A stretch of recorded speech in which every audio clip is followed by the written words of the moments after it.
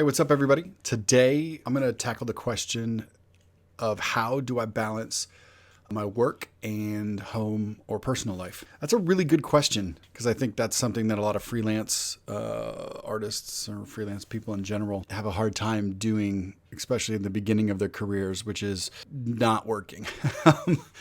Finding a balance between work and not working. It's a tough thing. And really, for me, that comes down to schedule.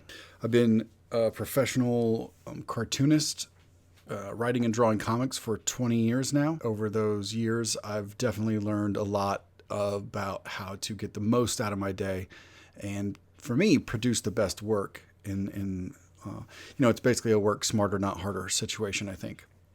So, as per usual, this is going to kind of be all over the place. I'm going to bounce around. It's I've got a couple little bullet points here, but I'll probably float around, so bear with me. Really what this comes down to for me most of all is time management and deciding what part of my day I want to be work and what part of my day I want to be not working, meaning hanging out with my kids, hanging out with my wife, hanging out with my friends.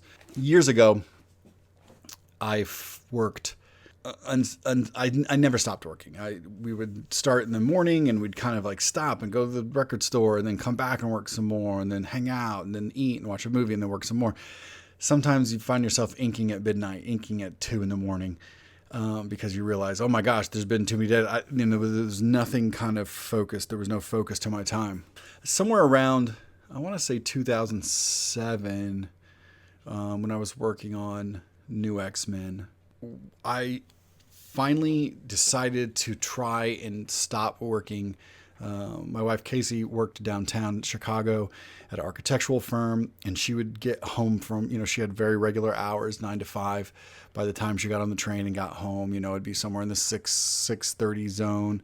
So it was kind of we were having like an off time because she would get off work and I'm still working, and there was just no way for us to plan on how to live life. What nights do we go to movies? Can we go to hang out with this? And Casey played music and had played shows, and I'd want to go to that stuff too.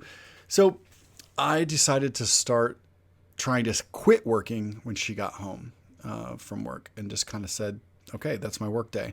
It was hard at first, but eventually I did get to the place where I was kind of pretty much working a 9 to 5 existence. And I mean, that's still my life today. I treat this like a job that fits in with the rest of the people in my world's job. Most people work 9 to 5. My kids go to school certain amounts of time, so I need to be up and taking kids to school and making dinners and breakfasts and all that stuff. So it made sense for me to start fitting my life into the world around me. And so I've been doing the 9 to 5 thing. No matter what is done at 5 o'clock, I stop. Even if I didn't finish what I needed to finish that day, I stop working at 5. Now, the cool thing is over the years, I'm almost always finishing everything that needs to be finished because I've taught myself that that's when work needs to get done. So from 9 to 5, it's a very concentrated block of time where we are here working. I know that at 5 I have to be done. So if I look up and it's 3, I need to step it up, or I need to allot some time tomorrow and move some things around on the schedule. So that really helped me focus more on work when I'm at work. The interesting thing that happened when I started the kind of 9 to 5 schedule was I got more work done by working less hours. I got better work done by working less hours. I don't know exactly the answers to why that was, but I do know that giving myself time to unwind and come down from work and step away and think some and get excited to go back the next day started to allow me to enjoy work more. And when you enjoy work more, you're going to do better work. Being exhausted and these all-nighters and these 13-hour days, it just was not fun. There's a real division in my career where when I started working less, better things started happening. I was a better artist. I was a better partner. I'm definitely a better parent because of the balance between work and home life. Now, here's some of the ways.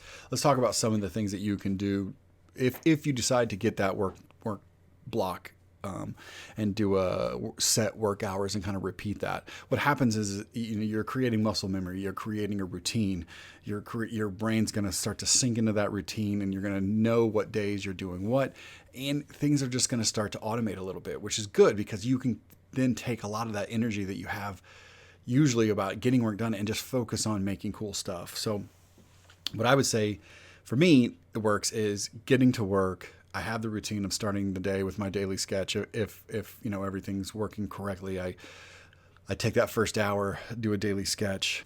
That tells me that I've finished something that day. I've already finished something, so the rest of the day should be easy. I finished something in the first hour, so I can finish a lot more things throughout the day.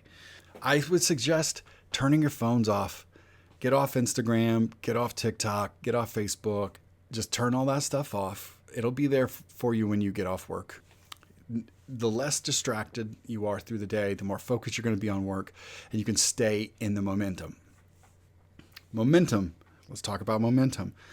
I like to cut my week up in blocks of disciplines, meaning when I was drawing interiors a lot, interior comic book pages a lot, I did everything in chunks. So I would pencil it in an issue all together. Then I would ink the whole issue together. That kept me in the discipline, the momentum of that discipline.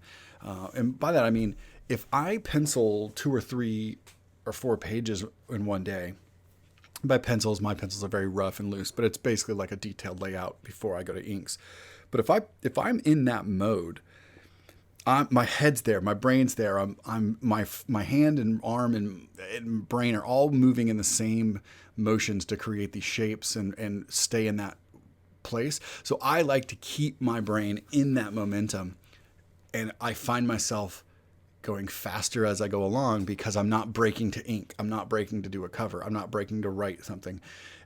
I'm in that zone, and I like to stay in that zone for that hot, 3, 4, 5 days, and then boom, that part of it's done. And then I do the same with inking. It's like inking is a very different way of moving your hand around the page. It's a very different way of holding the pen than it is when I'm penciling. Penciling is a frantic, sketching, circles everywhere and lines and scribbly type of feel.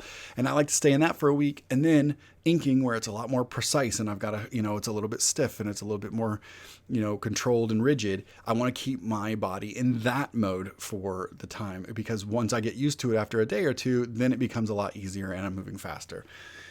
That is another thing that helps me keep my schedule 9 to 5 and keep that week going. 9 to 5, Monday through Friday. Take the weekends off. All right.